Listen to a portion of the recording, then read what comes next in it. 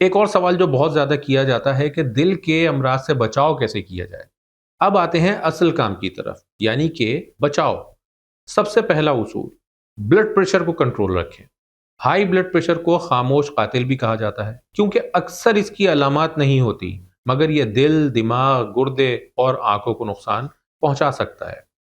اس لیے گھر میں بلڈ پریشر مشین رکھیں، یعنی کہ بی پی آپریٹس اپنے گھر میں رکھیں، خاص طور پر اگر آپ کی عمر 40 سال سے زیادہ ہے یا خاندان میں بلڈ پریشر کی ہسٹری رہی ہو تو یہ چیزیں ضرور کرنی چاہیے۔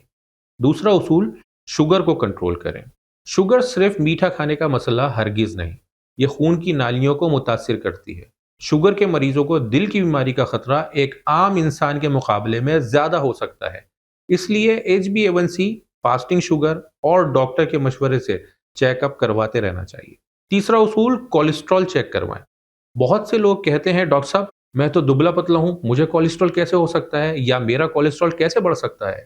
دبلی پتلی جسامت کا مطلب یہ نہیں کہ کولیسٹرول لازمی نارمل ہی ہوگا۔ کولیسٹرول کا تعلق آپ کی جسامت نہیں، آپ کی غذا، جینیٹکس، عمر اور جسمانی سرگرمیوں سے ہے۔ اس لیے لپڈ پروفائل ضرور کروائیں، خاص طور پر اگر خاندان میں دل کی بیماری کی ہسٹری رہی ہو۔ یہ ٹیسٹ جسم میں موجود اچھے اور برے کولیسٹرول کو بتاتا ہے، یعنی کہ ایچ ڈی ایل، اور جس کو ہم لوگ میڈیکل لینگویج میں ایل ڈی ایل، برے کولیسٹرول کو کہتے ہیں۔